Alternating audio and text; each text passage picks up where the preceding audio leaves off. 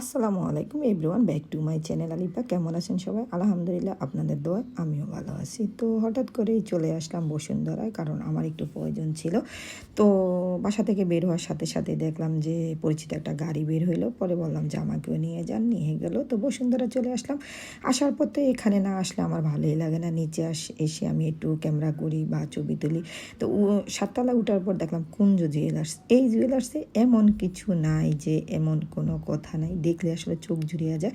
এখানে একটা বাটি আছে, বাটির মধ্যে আপনার ধানের শীষ, নৌকা, তারপর শেখ মুজিবুরের ছবি, জিয়ার ছবি, মানে সবার ছবি। এদিকে উপরে উঠার পরে আমি নিচের দিকে ক্যামেরাটা একটু ধরলাম। আমার কাছে এই সিনটা আসলে এতটা ভালো লাগে যেটা আসলে বলার বাহিরে।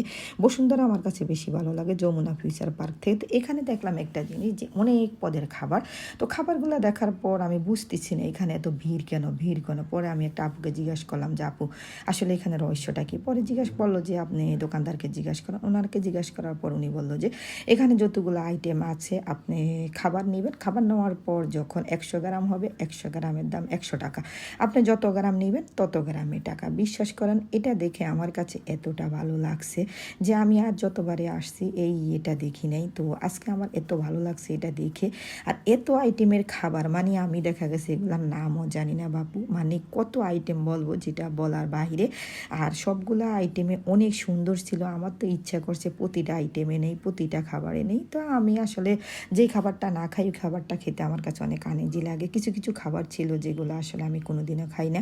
তারপরে একটু একটু নিলাম, ক্যামেরাম্যানকে বললাম ক্যামেরাটা একটু সুন্দর করে দেন। উনি আসলে ঠিক মতন ধরতেও পারে না, যাক অবশেষে ধরলো।